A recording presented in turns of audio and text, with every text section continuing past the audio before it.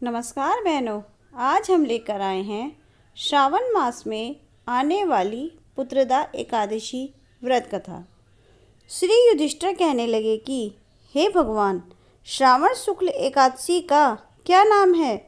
व्रत करने की विधि तथा इसका महात्म्य कृपा करके कहिए। मधुसूदन कहने लगे कि इस एकादशी का नाम पुत्रदा एकादशी है।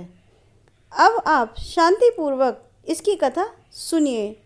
इसके सुनने मात्र से ही वाजपेयी यज्ञ का फल मिलता है।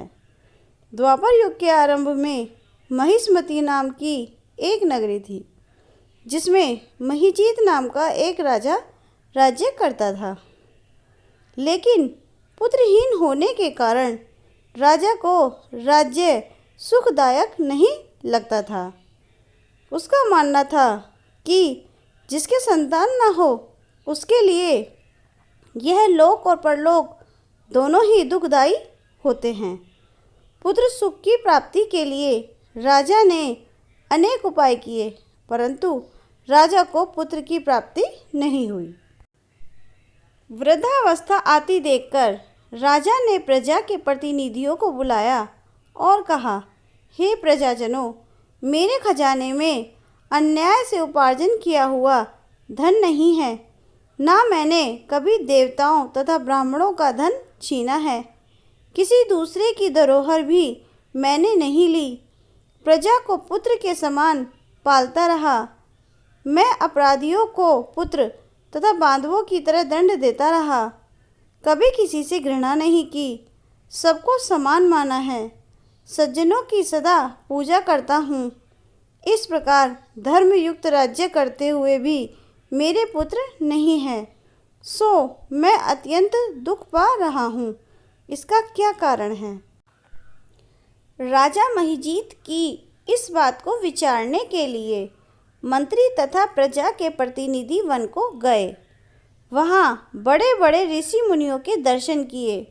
राजा की उत्तम कामना की पूर्ति के लिए किसी श्रेष्ठ तपस्वी मुनि को देखते फिरते रहे।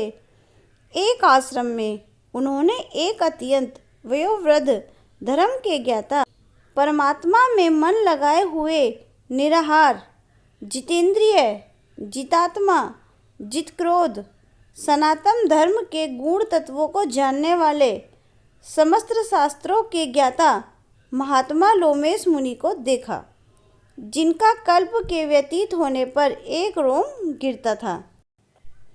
सबने जाकर ऋषि को प्रणाम किया। उन लोगों को देखकर मुनि ने पूछा कि आप लोग किस कारण से आए हैं? निसंदेह मैं आप लोगों का हित करूंगा। मेरा जन्म केवल दूसरों के उपकार के लिए हुआ है, इसमें संदेह मत करो। लोमेश ऋषि के ऐसे वचन सुनकर सब लोग बोले, हे महर्षि, आप हमारी बात जानने में ब्रह्मा से भी अधिक समर्थ हैं। आप हमारे इस संदेह को दूर कीजिए। महिष्मतीपुरी का धर्मात्मा राजा महिजीत प्रजा का पुत्र के समान पालन करता है, फिर भी वह पुत्रहीन होने के कारण दुखी है। उन लोगों ने आगे कहा कि हम लोग उसकी प्रजा हैं, अतः उसके दुख से हम भी दुखी हैं।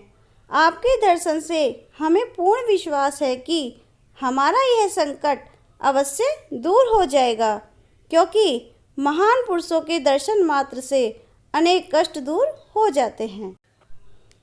अब आप कृपा करके राजा के पुत्र होने का उपाय बतलाइए।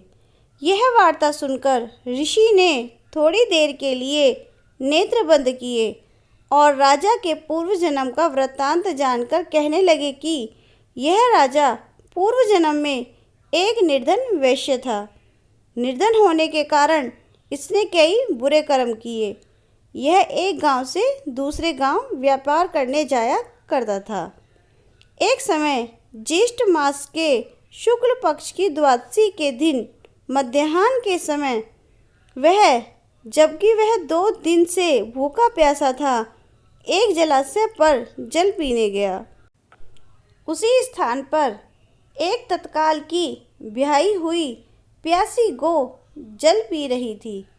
राजा ने उस प्यासी गाय को जल पीते हुए हटा दिया और स्वयं जल पीने लगा।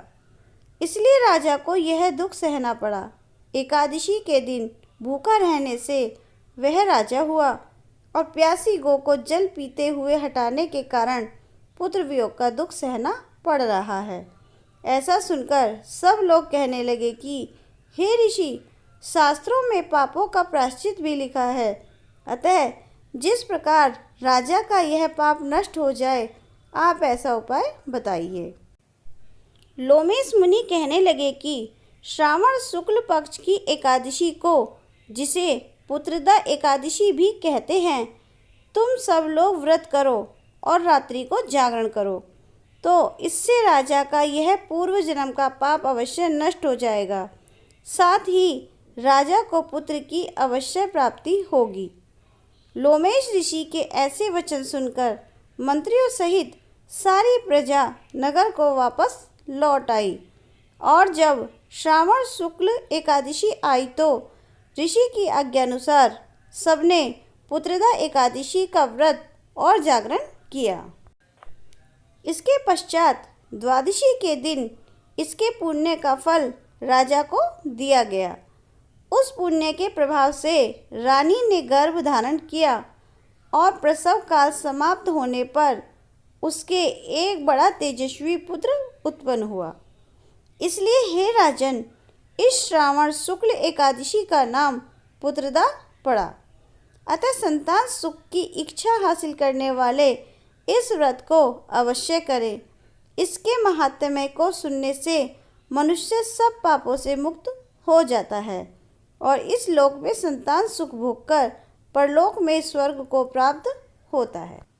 बोलो विष्णु भगवान की